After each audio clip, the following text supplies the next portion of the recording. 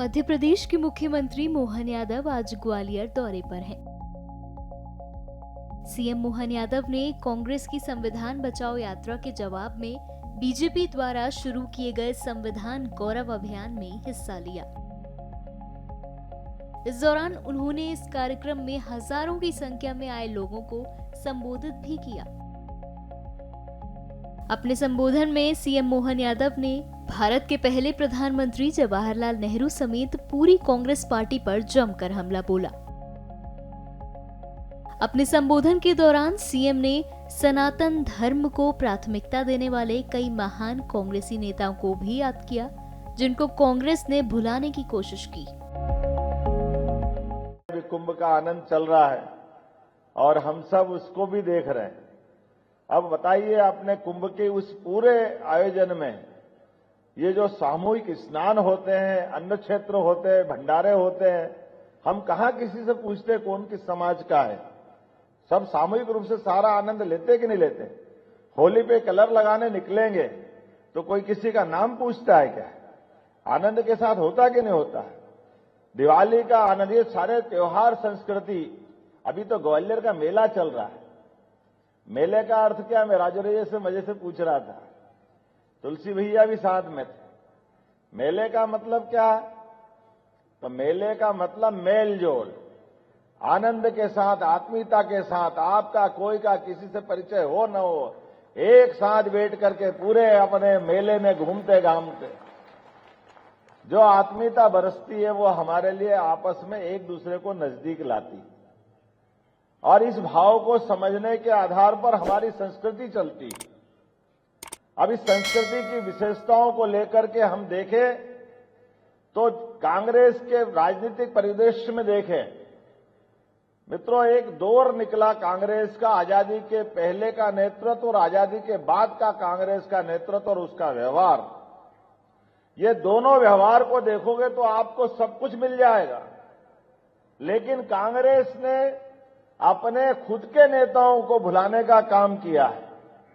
कांग्रेस के राष्ट्रीय अध्यक्ष रहे पंडित महामना मदन मोहन मालवीय, जिनने बनारस हिंदू विश्वविद्यालय की स्थापना की, जिसने सनातन संस्कृति के माध्यम से बनारस गुरुकुल का उच्चतम स्थान रहा है, इसलिए उसकी पहचान होना चाहिए। वो कांग्रेस के अध्यक्ष रहे। बाल गंगाधर तिलक, वो कांग्रेस के अध्यक्ष रहे। लेकिन एक एक करके जिन जिन ने जड़ों से जुड़ करके कांग्रेस के माध्यम से अपनी संस्कृति की ध्वजा लहराने का काम किया, कांग्रेस के आजादी के साथ जैसे ही सत्ता पकड़ी नेहरू जी ने, तो सबका नाम मिटाने का अभियान चलाया।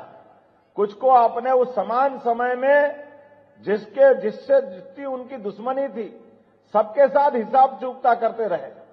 जाने अनजाने हम सब याद करें, अपने इसी मध्य प्रदेश की धरती पर जबलपुर पर नेताजी सुभाष चंद्र बोस कांग्रेस के चुने हुए नेता बने, जब जनता और सारे लोगों ने मिलकर के उनको एकमात्र नेता इस कांग्रेस पार्टी का अध्यक्ष बनाया।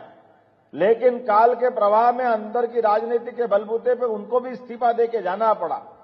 सरदार वल्लभ भाई पटेल के साथ क्या हुआ, ये भी दोहराने की जरूरत नहीं है। लेकिन नेहरू जी ने अपने स्वार्थ के कारण से, अपनी उस संकुचित भावना के बलबूते पर डॉक्टर भीमराव अंबेडकर के साथ भी जो अन्याय किया है, लाल सिंह जी ने एक एक करके वो सारी बातें बताई है, या आज भी हम सबके बीच में वो सब कुछ स्पष्ट है। ये जो अंदर का पाप है कांग्रेस का, और पाप कितना गहरा है। 4 पीढ़ी हो गई इनकी, 4 पीढ़ी तक इनने अपनी बाबा साहब से दुश्मनी भूले नहीं। लंबे समय तक सरकार में रहे, जीते जी बाबा साहब के समता के सिद्धांत के बलबूते पर, उनकी योग्यता के आधार पर मंत्रिमंडल में स्थान नहीं दिया, उनके भावनाओं का सम्मान नहीं करते हुए ये धारा 370 का कलंक अपनाया।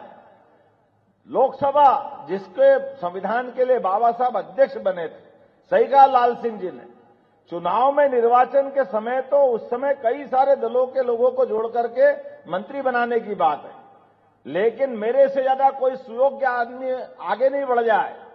ये जो अंदर का डर लग रहा था नेहरू जी को, अपनी उस हीन भावना के बलबूते पर अंबेडकर जी अगर आगे बढ़ गए तो मेरा क्या होगा? ये जो स्वार्थ की भावना थी, कांग्रेस तो अगर ये यात्रा निकाल रही तो माफी मांगना चाहिए अपने परनाना नेहरू जी के कर्मों के कारण से, जिसके कारण से अंबेडकर जी की आत्मा का कष्ट हुआ है।